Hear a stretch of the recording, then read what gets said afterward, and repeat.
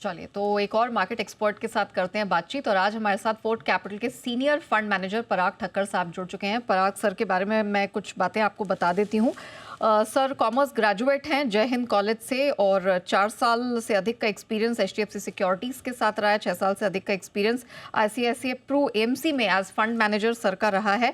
Quant capital, जी shipping भी कुछ एक ऐसे नाम है सर ने जिसके साथ यहाँ पर काम किया है। सर बहुत स्वागत है आपका जी बिजनेस पे। सर सबसे पहले तो मार्केट में जिस तरह से हम गिरावट की फिसलपट्टी देख रहे हैं, लगातार 5वां महीना है जहां पर प्रेशर बनता हुआ दिख रहा है, क्या अब हम एक बॉटम पर पहुंच गए हैं? निफ्टी 22,500 पर पहुंच गया है, ऑलमोस्ट 13-14% की गिरावट है।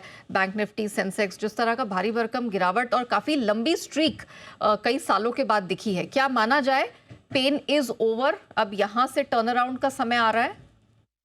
मेरा ये मानना है कि देखिए, जब लास्ट ईयर निफ्टी 26,000 हुई थी और रिजल्ट्स जो आने वाले थे वो काफी वीक आने वाले थे, बिकॉज गवर्नमेंट स्पेंडिंग काफी कम थी और आरबीआई ने भी लिक्विडिटी काफी टाइट रखी हुई थी इन्फ्लेशन को कंट्रोल करने के लिए। और प्लस काफी ज्यादा पैसा आरबीआई को डालना पड़ा रूपी को स्टेबलाइज करने के लिए। तो उसके चक्कर में इकोनॉमी स्लो डाउन हो गई और 2-3 क्वार्टर खराब गए। इन बिटवीन ट्रम्प साहब के आने से टैरिफ का जो माहौल बना, और एक माहौल बना कि यूएस में ही सिर्फ ग्रोथ है। फिर लास्ट 15 दिन में जो है डीप सीक के कारण एक माहौल बना कि चाइना में ग्रोथ है। तो China, MSCI China China index 26% ऊपर है, जबकि हम 7% नीचे हैं आफ्टर अक्टूबर। तो मेरा ये मानना है कि अब जो है, एक्चुअली स्पीकिंग, फंडामेंटली 3-4 चीजें पॉजिटिव हो रही है। एक, गवर्नमेंट का फोकस अब इलेक्शन से हटके ग्रोथ पे आ गया है, which was very clear in budget कि उन्होंने 12 लाख तक टैक्स फ्री कर दिया। फिस्कल प्रूडेंस रहने की बात की, 4.4% फिस्कल डेफिसिट की बात की। तो गवर्नमेंट का बोरोइंग जो है वो थोड़ा सा कम रहेगा, which is very positive for bond market. तो हम देख रहे हैं कि इंडिया 10 ईयर इज एट 6.7%। तो वो एक बहुत अच्छी बात हुई। फिर आरबीआई ने रेट कट किया, आरबीआई ने लिक्विडिटी इन्फ्यूज की, और every time when there is a liquidity shortage RBI liquidity डाल रही है सिस्टम में। तो ये सब का जो रिजल्ट आएगा वो अगले 2-3 क्वार्टर के बाद आएगा। तो अभी जो ये डीप सेक और बिकॉज मार्केट बहुत सारे हेज फंड्स और रिटेल और एचएनआई लोगों से चल रहा है, तो कोई फंडामेंटली ये ध्यान नहीं दे रहा है कि अगर हमारा ईपीएस 1250 से 1300 है FY 27 का, तो 22,500 पे करीबन करीबन पौने 6% यील्ड पे है अपन, अर्निंग यील्ड। और 6.7 ही बॉन्ड यील्ड है, तो 1% का ही डिफरेंस रह गया है। जनरली फंडामेंटली ये लेवल पे बॉटम बननी चाहिए।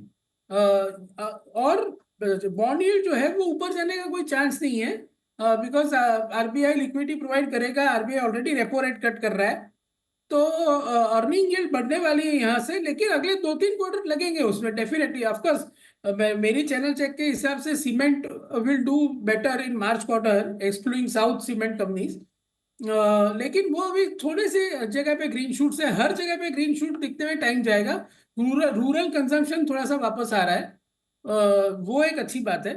और कंपनी स्पेसिफिक बात करें, बॉटम अप लेवल पे बात करें, तो जैसे मैं कहता हूँ कि ऐसे लेवल पे, जब ऐसे मार्केट में अनसर्टिनिटी हो, अगर कोई प्रमोटर काफी अपने शेयर्स लेता है, और डिस्क्लेमर के साथ कहूंगा मेरे पोर्टफोलियो में स्टॉक है, और मैं ये कहना चाहूंगा कि जो भी इन्वेस्टर आपके सुन रहे हो वो अपने फाइनेंशियल एडवाइजर से एडवाइस लेके ही शेयर खरीदे।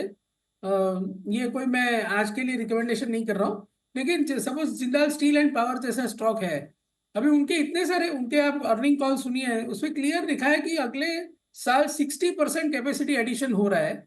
नेट डेट टू इबिटा फिर भी 1.5x के ऊपर नहीं जा रहा है, और हर नया प्रोजेक्ट जो है उसका आरओसी 15% से ज्यादा बनेगा, ऐसा वो बोल रहे हैं। और ऐसे 60% ऑफ द प्रोजेक्ट नए एडिशन हो रहे हैं अगले साल।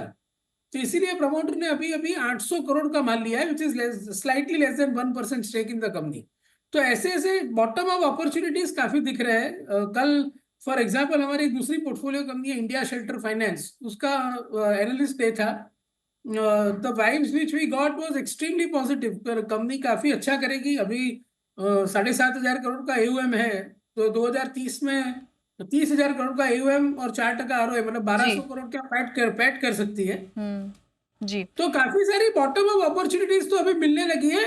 ये मार्केट एग्जैक्टली बॉटम आउट होगा कि नहीं, वो तो हेज फंड्स और एफआईआईज के हाथ में है। कि लेकिन फंडामेंटली एब्सोल्युटली मैथमेटिकली स्पीकिंग यहाँ पे बॉटम बनना चाहिए। यहाँ बॉटम बनना चाहिए। कुछ ग्रीन शूट्स नजर आ रहे हैं बाजार के लिए, लेकिन उनका असर धीरे धीरे 2-3 तिमाही में आने वाले समय में दिखाई देगा। जेएसपीएल सर, आपने एक स्टॉक हाईलाइट किया जो कि पोर्टफोलियो में शामिल कर सकते हैं, और हम देख रहे हैं कि पिछले काफी समय से यहाँ पे प्रमोटर बाइंग भी नजर आ रही है। एक और स्टॉक पर आपकी राय लेंगे, फेडरल बैंक। हाल फिलहाल में ही एनालिस्ट कॉल हुई थी इनकी, और कुछ पॉजिटिव कॉमेंट्स यहाँ पर निकल कर आए थे। ये बैंक कैसा लग रहा है आपको, पोर्टफोलियो में शामिल करने लायक है? काफी अच्छा है, हमारे हमारे पोर्टफोलियो में है ऑलरेडी। और हमें तो पहले से ही ये बैंक अच्छा लगता है, काफी सालों से। जब मैं आईसीआईसीआई प्रू में था तभी भी फेडरल बैंक और टीवीएस मोटर मेरे टॉप मिड कैप पिक्स है हमेशा से। मुझे ये लगता है कि ये बैंक ने कभी ज्यादा रिस्क नहीं लिया है। They have always been very conservative, and I like conservative lenders. तो इनमें हमेशा लोगों को प्रॉब्लम ये रही है कि ग्रोथ की प्रॉब्लम रही है और आरओआई की प्रॉब्लम रही है, क्योंकि उन्होंने रिस्क काफी कम लिया है हमेशा से। तो अभी मनियन साहब आए हैं कोटक से, तो दो चीजों पे उनका ज्यादा ध्यान है। एक है नीम को इम्प्रूव करना, और नीम को इम्प्रूव करने के लिए उनका ध्यान है कि करंट अकाउंट जो है वो बढ़ाए, और उसके लिए उनकी एफर्ट चालू है, उसके रिजल्ट जल्दी से दिखने लगेंगे। और दूसरा, Kotak bank was leader in tractor financing, construction equipment, CV financing, जहाँ पे यील्ड थोड़े से ज्यादा मिलते हैं। अगर आप घर के लिए लोन दो सैलरीड आदमी को, या लार्ज कॉर्पोरेट को लोन दो, टाटा स्टील या रिलायंस को, तो उसमें आपको यील्ड नहीं मिलता है। तो अभी ये बैंक जो है धीरे धीरे अपना आरओए निम बढ़ाने की कोशिश करता रहेगा। तो FY 27 पे 1.1 टाइम बुक वैल्यू पे मुझे नहीं लगता है कि इसमें कोई प्रॉब्लम है। और it is under a very good leadership, it was already under a very good leadership under mister Shyam. और अभी ये लेगेसी आगे बढ़ रही है। सिर्फ शॉर्ट टर्म के जो प्रेशर है, जैसे रेपो रेट कट होता है, तो अगर आपकी फ्लोटिंग बुक है तो आपके मार्जिन कम होंगे। तो मार्केट आजकल क्या है कि सिर्फ शॉर्ट टर्म देख रहा है, सिर्फ शॉर्ट टर्म। तो बिल्कुल। एक दो क्वार्टर में अगर आपको नीम प्रेशर थोड़ा सा दिख रहा है तो आप जी। स्टॉक नहीं लेते हो हाँ। या बेच देते हो। लेकिन मेरा ये मानना है कि अगर कोई आदमी 2-3 साल का व्यू ले, तो फेडरल बैंक हो, जिंदाल स्टील एंड पावर हो, या इंडिया शेल्टर फाइनेंस हो, ऐसे स्टॉक्स हम्म। ये प्राइस में काफी अच्छे लग रहे हैं। और इसमें जैसे कि मैंने बताया, जिंदाल स्टील एंड पावर में तो हमें ज्यादा बोलने की जरूरत नहीं है। प्रमोटर ने ही दिखा दिया है कि कितने एक्साइटेड है वो लोग अपने अगले प्रोजेक्ट्स को लेके। करेक्ट। ये बात आपने सही कही सर, क्योंकि हाल फिलहाल में हम देख रहे हैं कि ये जो प्रमोटर एक्शन हो रहा है, उसके चलते भी हम देख रहे हैं कि बहुत सारे स्टॉक्स हैं, इनमें वापस एक भरोसा लौटता हुआ दिखाई दे रहा है। सर, आपने सीमेंट में कहा कि कुछ अच्छे ग्रीन शूट्स आर विजिबल। जहां तक सीमेंट डिमांड का सवाल है, कोई सीमेंट स्पेसिफिक स्टॉक्स हैं जो आप शेयर करना चाहेंगे? Basically mid cap small cap space में मैं नहीं डिस्क्लोज करना चाहूंगा, क्योंकि वो प्राइस सेंसिटिव इंफॉर्मेशन हो जाती है मिड कैप स्मॉल कैप में। लेकिन जो भी मेरी चैनल चेक्स बता रहे हैं कि UltraTech is doing extremely well. तो बिकॉज डिमांड भी इंप्रूव हो गया है, प्राइस भी इंप्रूव हो गया है। तो आई थिंक अल्ट्राटेक का मार्च क्वार्टर का रिजल्ट और उसके बाद के रिजल्ट्स काफी इंप्रूव होने चाहिए, बिकॉज सीमेंट के प्राइसेस 10 साल की बॉटम पे थे जब Q3 का रिजल्ट आया। तो तभी से मैं बोले जा रहा हूँ कि सीमेंट में बॉटम बन चुकी है। यहाँ से थिंग्स कैन ओनली इम्प्रूव। और जनवरी फरवरी मार्च में जनरली इंडिया में सीमेंट ज्यादा कंज्यूम होता है। प्लस इंडस्ट्री में कंसोलिडेशन काफी हो गया है। बहुत सारे छोटे छोटे फ्रेगमेंटेड प्लेयर्स थे, जैसे कि पेन्ना सीमेंट, सांगी cement, India cement, Orient cement, बहुत सारे प्लेयर्स अदानी ग्रुप और बिरला ग्रुप ने एक्वायर कर लिए है। तो इंडस्ट्री काफी कंसोलिडेटेड है, और लास्ट 1-1.5 साल में किसी का बहुत पैसा नहीं बना है। तो आगे की कैपेसिटी भी धीरे धीरे आएगी। सब अपना केपेक्स प्लान वापस रीथिंक करेंगे कि at this prices whether they can make money और नॉट। ऐसे ही सेम स्टील में है। जैसे मैं कि आपको वापस स्टील पे आता हूँ कि परसों टाटा स्टील के नरेंद्र रंग जी ने भी एक इंटरव्यू दिया था, जिसमें बोला था कि अगर इसी तरह से चाइना की डंपिंग चालू रही और स्टील के प्राइस ऐसे रहे और प्रॉफिटेबिलिटी और रिटर्न रेशियो इतने कम रहे, तो इट इज डिफिकल्ट कि आगे स्टील का ब्रांड लगाना। तो ये आपको बताता है कि ये बॉटम ऑफ द फॉर्मेशन, मतलब formation of the bottom cycle है।